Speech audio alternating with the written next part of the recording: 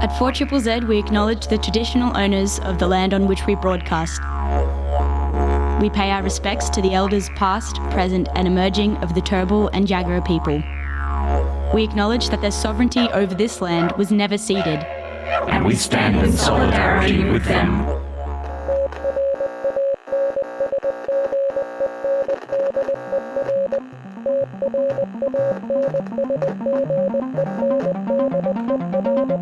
You're listening to Tranzmission on 4ZZZ, amplifying the trans and gender non-conforming voices of Brisbane and beyond. Tranzmission has kicked off. My name is Liz Witt, my pronouns are they, them, and I'm stoked to be joined in the studio with my co-pilot for the day, Brody, and my pronouns are they, them. Good morning, Brody. How you doing? Good morning. I'm good. How are you? I'm excellent. I am excited to be driving. I'm excited to be making some radio with everyone this morning. I hope you're doing excellently out there, Brisbane. So, Brody, you've had a large week of both getting older and saving the world. I guess you could say that, yeah. I could and I did. Oh, no, you did. So you've been on a panel at Logan Loud Proud and Loud, Loud and Pride. Loud and Loud. Yes, I was on a panel at Logan Loud and Proud on Saturday about mental health and LGBTQIA plus, like in the intersections of mental health and our community, basically. That's beautiful. It was great. It was very fun. Not the only panel that you did this week, though. No, it was not. And it was the panel of, I was on coming from a non-binary perspective at a UQ Health Research Forum. God damn. The only way that I represented the queer community last week is by putting about 18 hours into Hades 2. Are you still going on that? I will be going on that video game for another 60 hours. Oh dear. That is my dedication. No judgments here. Look, sometimes that just has to be your joy.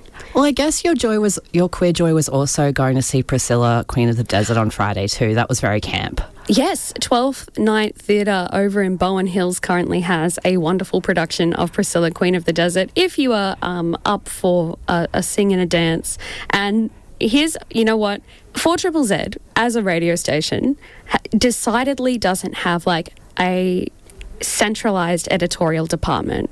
True. It's a weird thing to try and do any kind of like critique or reviews of local media, because like what we want is people to keep doing local media. That's it. But my love language is giving notes. If I finish a play or a movie or an album or anything and I say, yeah, that was good, I hated it. If I go on for about 18 minutes about like how the wigs in the first song of the second act were really, really great, but overall I felt like some of the, that means I loved it. You loved it. Yeah. Yes, me too. It was very good. So here's my one critique of Priscilla, Queen of the Desert. What was that? There is, people like to use Venn diagrams to represent. Yes. There is a huge overlap in the Venn diagram of people who do drag and people who do musical theatre. Mm-hmm. But that Venn diagram is not a circle. No, it is not. And I think sometimes our musical theatre friends, and I say this as a reformed musical theatre person, think they can just jump into drag and do it flawlessly without respecting it as its own art form. Exactly. There we go. But it was wonderful. Wonderful production. What's on the show today? I'm excited. Me too. I'm very excited for this. So today I have a really cool interview that I did a couple of weeks ago. It is with UK singer-songwriter Jasmine.4.t, and I have been absolutely pushing her on this show, also on every show that I have done for the last 6 months. It was an absolute pleasure to have a chat with her, and we also have a giveaway. We do. Yeah. We do. We have a giveaway of a double pass to her show at Black Bear Lodge on Thursday night. So I think we make this a competition of joy. Yes. If you are a subscriber to 4ZZZ, I want you to tell me one way that you feel joy, that you actively get to bring joy into your life. Maybe it is patting your beloved pet. Maybe it is just going outside for a walk, but what is one way that you invite joy into your life? Or even stepping on crunchy leaves. That is joyful. It is joyful. And we will pick one lucky subscriber from amongst them to win this double pass to the concert on Thursday night. Maybe you don't know if you want to go yet. Maybe. I think I'm about to make you want to go. Yes, you are. All right, shall we jump into the interview? Let's do it. So, Jasmine.4.t, she is a UK singer-songwriter. The album is called You Are the Morning. It came out in January and it got pretty broad critical acclaim, but it was kind of representing a kind of full-on period of her life, which we get into straight away in the interview. So the first question that I posed to Jasmine is, how did this album actually come to be, like, from the place of your life? And how are you kind of responding to it now that it's in the world? Let's take it away. Yeah, absolutely. So it's kind of a collection of songs that are all kind of from the first year after I came out as trans. So basically, I have ME, which is also known as chronic fatigue syndrome. When I got COVID quite early, and it really hit me really hard because of that. And I was just in bed for 6 months. I had quite a bad heart condition caused by the COVID. And while I was in bed, I was like, I think I'm going to transition about it. It does seem that COVID did crack a lot of eggs. Yeah. I mean, my egg cracked when I was 16, and I tried to come out then, but I went back in the closet until I was 29, and here I am again. Well, congratulations on making it out of the carton. Thank you. So you did you have long COVID? Yeah. I had. Honestly, I think long COVID is kind of the same thing as. So you're suffering from chronic illness. You've recently come out as trans, and you have turned to songwriting. Yeah, well, coming out didn't really go so well, and my life kind of disintegrated. I tried to move, so my marriage ended, and I tried to move back in with my parent, and that also didn't go great, and I ended up homeless for a while, and I was just sleeping on my friends' floors and sofas and stuff, and that was up in Manchester, and I met a lot of the trans community up there, writing songs about the things I was experiencing, but I think I was kind of focusing much more on the joy that I was finding in meeting other trans people for the first time, and falling in love with trans people for the first time. So yeah, that's kind of what the songs are about. Yeah, friendship, more than even romantic love or romantic attraction, seems to be a really strong theme throughout the album. How has it been kind of finding your trans and queer community? It's been really wonderful. I mean, yeah, my chosen family, my friends in the trans community and the queer community in Manchester have really carried me through all of this. It's been a very stressful time for lots of reasons. There were times when I was oh God, I can't go through with this. I can't carry on with my transition, but they gave me the strength that I needed. In particular, my friends Han and Yulia, who put me up for that period, basically, until I found my own place. And yeah, really, really supported me through when my mental health was at its worst. Yeah, sadly, I mean, I guess we can talk more about this, but my best friend Yulia, whose sofa I was staying on when I first came to Manchester, at the end of last year was arrested and is currently in prison for 2 years without trial. And she's alleged to be associated with a group of protesters going into an Israeli weapons factory and smashing up a bunch of Israeli drones. And she was initially arrested under terrorism charges, which was subsequently dropped, and she was recharged with burglary and trespass. But because it was originally under this terrorism legislation, she's been kept in, initially very terrible conditions. Now they're a bit better. But it's two years until her trial, which is, the amount of time that a lot of people serve for manslaughter in this country. And for just like allegedly being the part of this anti-genocidal act. So that's been really heartbreaking and has been like the backdrop of this release for me in my personal life. And we've just released a deluxe version of the album, which has some more songs which are dedicated to Yulia. The 𝓡𝓐𝓏 or the 𝓡𝓐𝓏 is the broader kind of... Yeah, there's been more arrests since then, so they're the 𝓡𝓐𝓏 now. Thank you for putting out the deluxe version of the album with those tracks on it, because every one of these political stories is absolutely a story of a person and what is happening to people. Yeah, I mean, this is my best friend, so it's hit me hardest, but honestly, like, all of these people are so wonderful, but also it's important to remember that, like, they are just like you and just like me, and I feel like there is a tendency to kind of like idolize them as heroes and be like, I could never do that, but like it could be any one of us, you know. And because she is just someone as well. Yeah, exactly. And she's really struggling on the inside, and she needs us to not forget about her, and she needs our support. I may be off the mark here, but I believe Kitchen is kind of about Yulia and being with her. Kind of. Or just your found family. Yeah. It was about a lot of different people, actually. I think a lot of my songs are. But I think Kitchen is mostly about the first trans love that I had. And about... It was sort of while I was going through my divorce, and I wasn't in a place to start a relationship. So we just decided to just be friends. And it was about the feeling of worthlessness, I guess, that I had, but also joy that I had at that time because of that experience. And yeah, those conflicting feelings of just feeling like I'm just standing around in their kitchen all the time.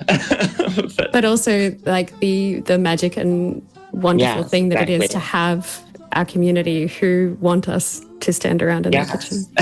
Exactly, you get it. Yeah, I think your album has really hit home with a lot of gender diverse people specifically for how unique those feelings of like isolation and isolation, even alienation within your own body can fight with, you know, your image of whether you're allowed to take up space and having those people around you to lift you up who are experiencing that same kind of self-questioning. And sometimes, you know, low self-esteem is so important.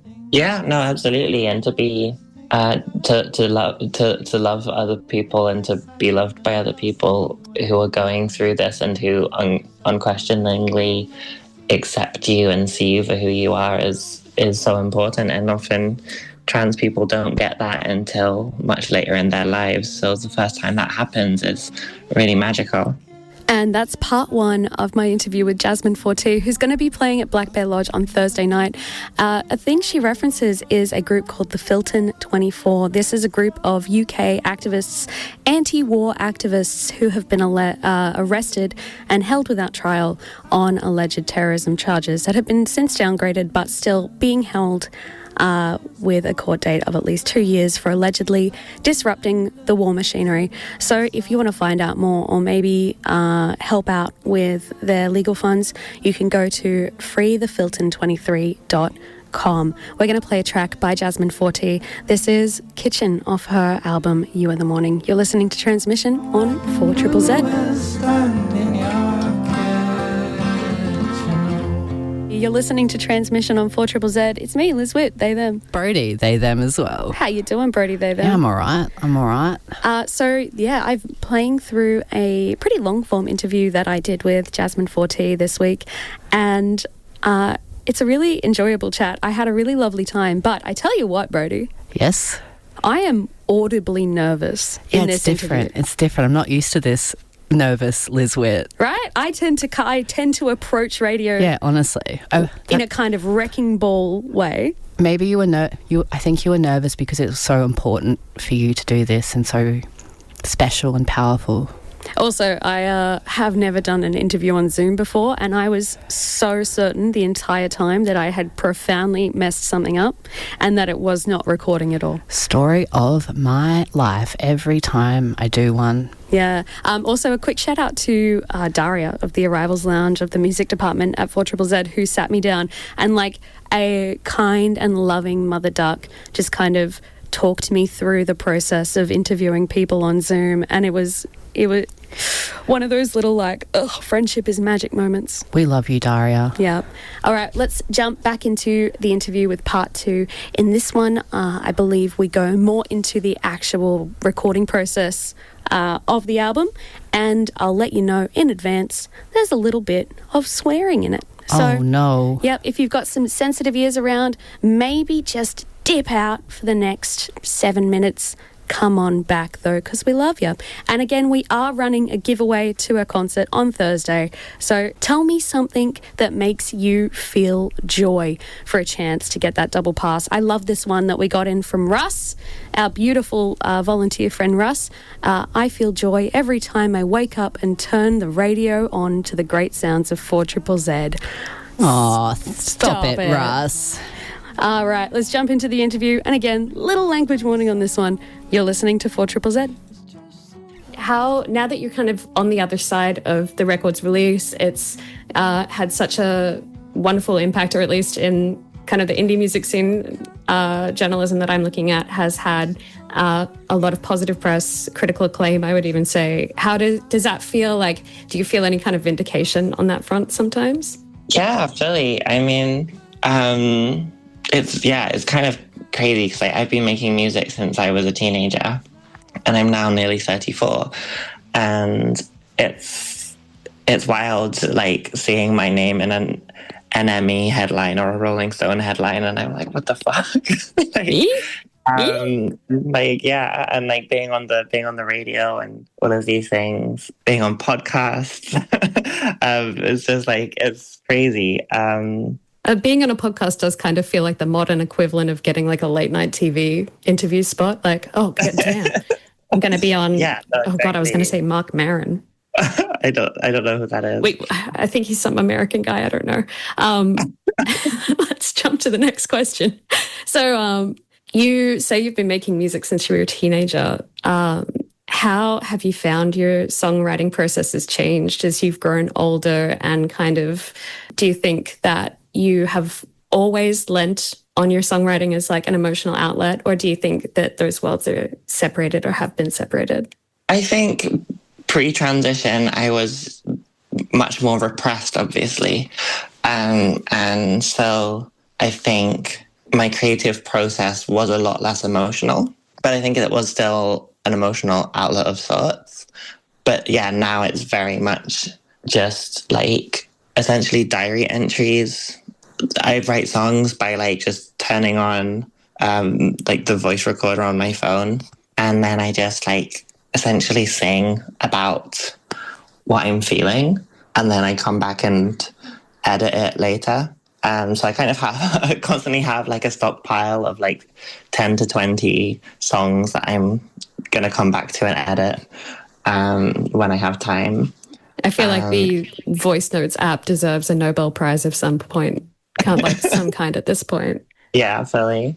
And it's quite interesting because I do take a long time to write songs, but I always have several songs going on at the same time. So often by the time I come back to kind of finish a song, I'm seeing the emotions through like the lens of like having had closure on that relationship or whatever it is. I think that then allows me to like take a wider perspective in my songwriting at that point, which I enjoy and feels very healing as well.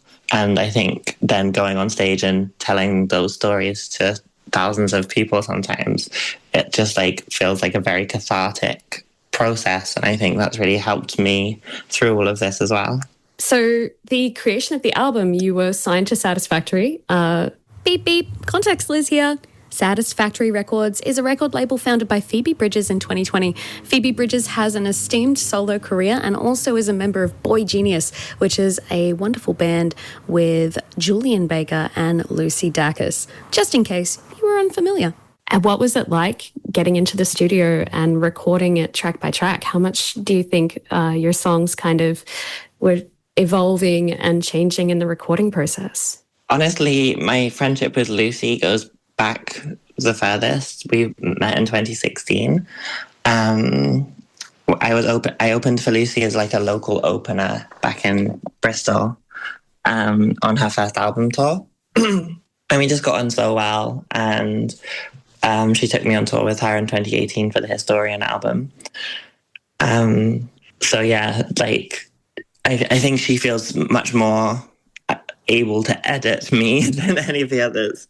Because you've got the friendship there. Yeah, exactly. And I trust her a lot more. Not that I distrust the others, but you know. But homies are home. Like your mates are your mates. Like exactly. And it was kind of the first time that I'd met like Phoebe and Julian before, but it was like the first time that we'd like hung out for long periods was in the studio. So like, but like, yeah, Lucy was like very prepared to like get her hands dirty with the marker pen on my lyrics. Does that and need to be there?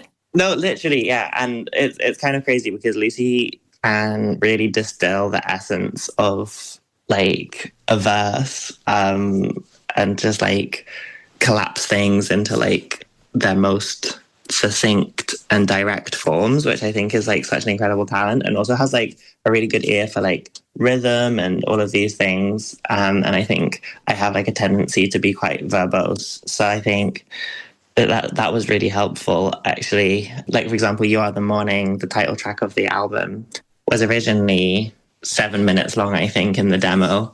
And like Lucy was like, no, you don't need to sing that bit again. You don't need to sing that bit again. Like, kind of a distilling process almost. Yeah. And there was literally an and that she removed, and it just changed the whole meaning of the song. Because like, so the structure of the song now is, let me remember, chorus, verse, chorus, middle section.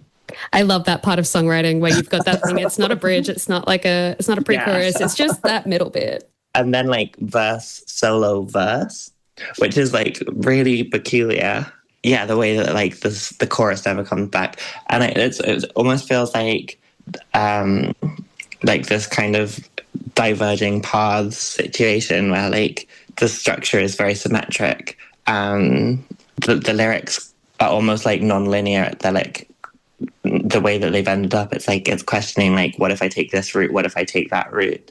And so the actual form of the song kind of reflects the journey that you're on at the time. Yeah, precisely. Yeah. I think that's largely thanks to Lucy's hand. That's really cool. Yeah, really cool. But yeah, then Phoebe and Julian both contributed so much to like the production. Julian is a big like guitar pedal geek and like really into like amplifier setups and microphone setups and all of that kind of stuff, which I'm very ignorant of. I never want to look down if I'm playing guitar. I can barely, like, I'm glued to the neck. You get it. But yeah, so Julian was kind of in charge of like all the guitar tones and everything on the record, and obviously like sings and plays guitar solos, which is crazy to me because like Julian is like a big, guitar hero and queer icon of mine. Yeah, absolutely. And I'm sure our listeners would agree that the whole group is just it's just icons. And then getting signed by Phoebe and meeting Phoebe for the first time like blew my mind, because like I really wasn't expecting Phoebe to think anything of my demos. Like, you never really do. Do you know what I mean? And I sent them to a few different people. Locally kind of thing, and then like a friend of mine was like, these are really good, you should send them to Phoebe. And I was like, oh, that's a good idea, I will do that. And then I didn't hear back, and then I asked Lucy to like poke Phoebe. Just the first call I had from Phoebe, she just like was like complimenting all of my songs like in depth for about half an hour, which was fucking insane because like I'm such a huge fan of hers, and have like followed her from the beginning, and then just like, and we have like, I think a lot of shared interests and influences, and to have her like as someone who I like just massively respect, like knowing my music and liking it and like going in on it in that way was just like mind blowing, and I still haven't really got over it. But like it's a senpai noticed me moment. Yes. Amazing. Okay. And with that, we bring part 2 of my interview with Jasmine.4.t to a close. You are listening to Tranzmission. We're running a giveaway currently. Text in 0420626733. Tell me something that makes you feel joy and you can go in the running to win a double pass. Brodie, what's something that makes you feel joy? What's something that sparks that little sunny fire in your heart? I mentioned it before, but crunchy leaves always give me joy. I'm that weirdo who walk around the neighbourhood just stepping on crunchy leaves all the time. I love that. Going out of my way and picking up seed pods. Oh, yeah. Yeah, so... Mine's odd. Well, actually, it's not. It just might, not to give undue praise to a business. There's a certain drive-through coffee place, not the commercial chain one, yes, that I go to sometimes when I'm in a rush. And every time they bring me out my silly little coffee, they put a tiny little cube of brownie on it. Oh, so good. And I tell you, that is an emotionally load-bearing cube of brownie. It really is. It has saved me on mornings when I am feeling a level of despair known only in Russian literature. So, just the tiny little brownie. That's it.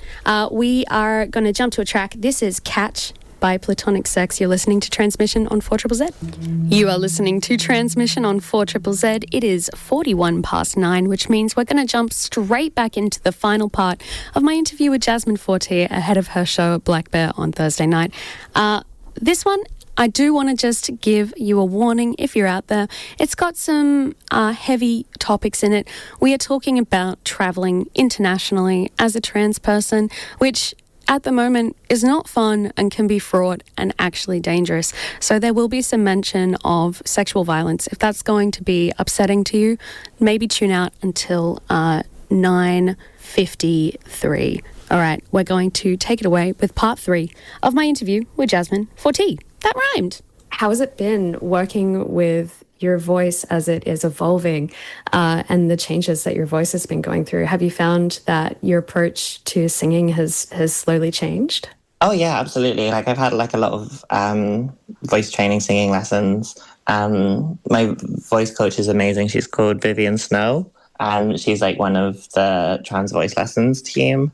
Yeah, that's like the kind of canonical YouTube trans voice lessons that everyone does. Led by a girl called 𝓡𝓐𝓗. But yeah, I really recommend singing lessons with 𝓤𝓞𝓤𝓡. She's really, really cool. I actually met her IRL for the first time when we played in St. Paul. She came to the show in the Midwest. That was really cool. But yeah, I'm still very much working on my voice. I'm not happy with my voice yet, but it has like changed so much. Like if you listen to some of my older stuff, especially like when I was like, singing in rock bands as a teenager, I was in this band called the Gnarwhals, which anyone is welcome to look up. It's like GNARWHALS. The unicorn dugongs. Yeah, but with a silent G because it was like gnarly, and it was basically like we were like taking the piss out of like American frat culture, and like doing like drag basically as American frat boys, like US do, like Blur tried to do with Song 2, I think, and then everyone just took them seriously. Yeah. It's just like it's dumb. But yeah, anyone's welcome to like go dig that up. Actually, the first album, which is only on Bandcamp, and it's called 𝓚𝓚𝓗𝓚, is some of like the guitar work that I'm most proud of in my life. It's like we were kind of like coming out of semi skate punk, semi hardcore band era, but then like turning into a parody of frat culture. It was very strange. But yeah, it was really fun. But anyway, my voice back then, I listened to those recordings and it's like, it's so fucking different. And I am very proud of how far I've come. But then like, I still listen to my voice and I'm like, no, I don't like that. It is a journey. And like, I have a lot of people in my life who are like actively helping me with my voice as well. But yeah. I can give you the pithy reassurance that your voice is incredibly pleasing to the masses. Thank you so much. Thank you. And like, I think like most people do like my voice. I did recently stupidly search my own name on TikTok, and I found like some people snarking about my voice, which I didn't like. But yeah, I am trying.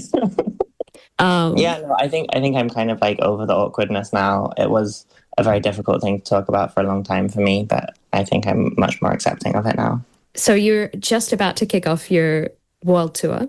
How are you feeling about going all over the world? Ish. Honestly, terrified of going to the States again. Fair. I mean, it's pretty bad in the UK as well right now. But just it's not excellent in Australia. Yeah, I know. it's kind of cooked everywhere. But yeah. I can imagine the US right now doesn't feel like a particularly hospitable place. Yeah, I mean, we're like a loud and proud group of trans women, like traveling the world, singing about trans rights kind of thing.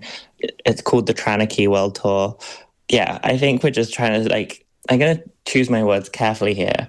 I was about to say stick to our guns, but I think that might have been a poor choice of words. We're trying to, hold fast to our values.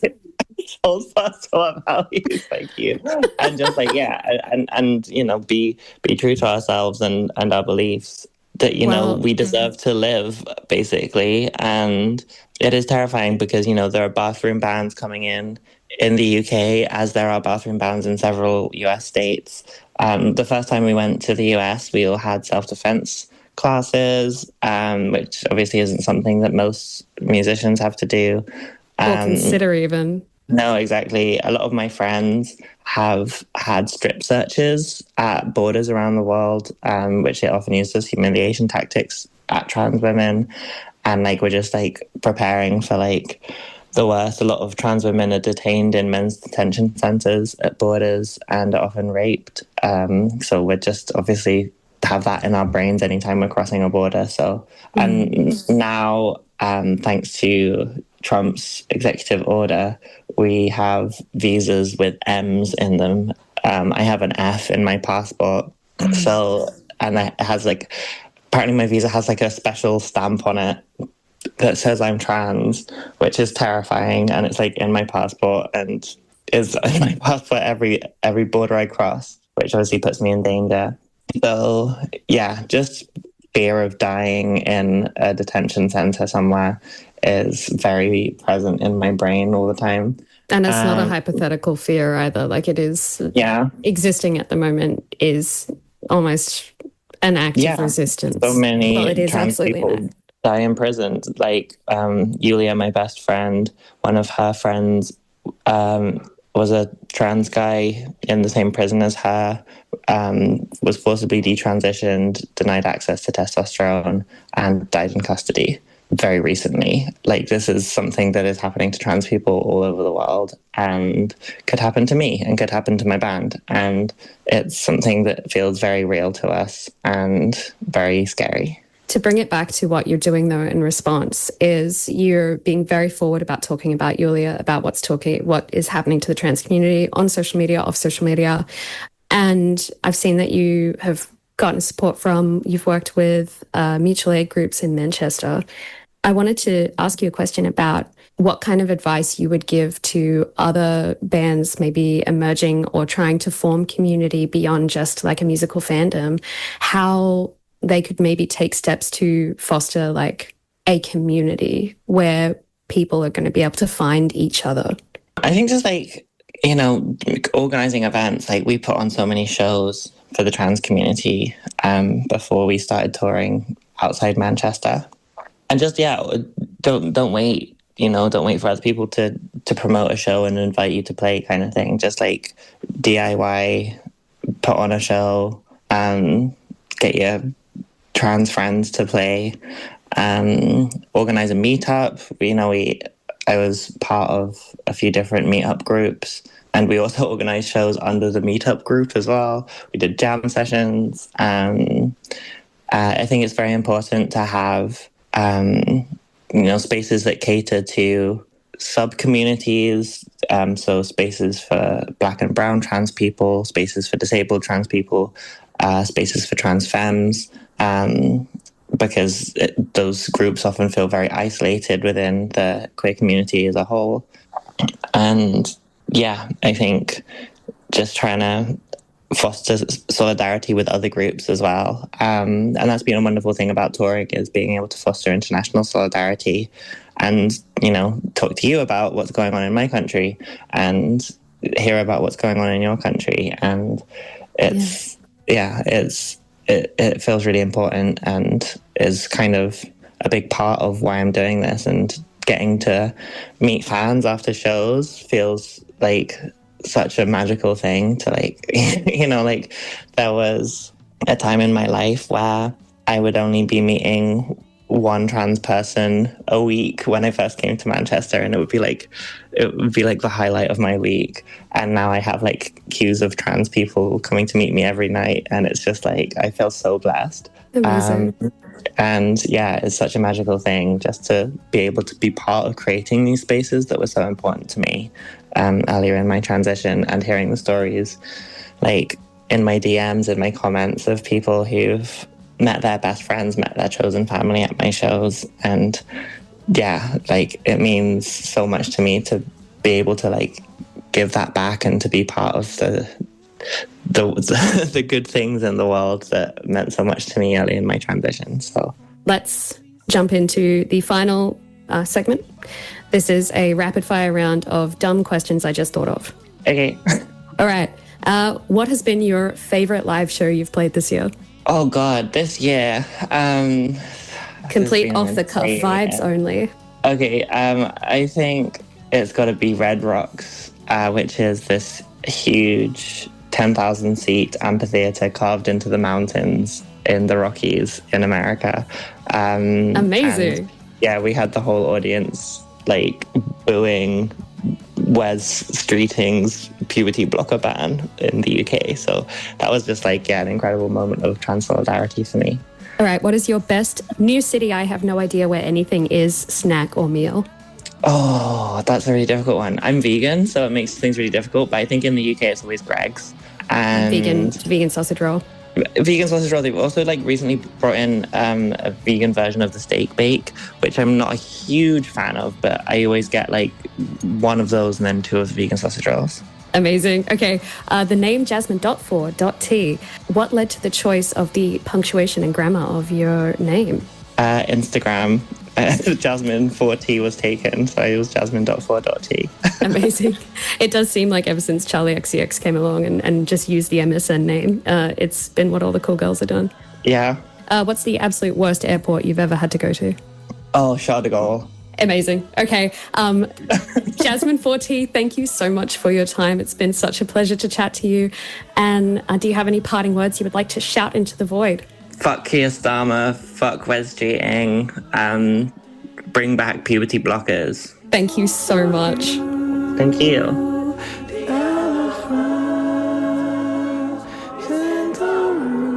And that wraps up my interview with Jasmine.4.t. Brody, what do you think? It was amazing. Ah, shucks. It was amazing. And Jasmine.4.t is playing on Thursday night at Black Bear Lodge. We are about to deliberate and draw the winner of the giveaway for a double pass to the show, and we'll be getting in touch with the winner directly. And then we're going to just say, later, alligator. Hooroo. Hooroo, you boo. Not words. Will No I words. say them anyway? Absolutely. Absolutely. All right. Thank you so much for tuning in today. Stay real, stay genuine, stay true to yourself, and see you next Tuesday. See ya. Thank you so much for listening to Tranzmission. See you next Tuesday, 9 to 10 a.m. on 4.000.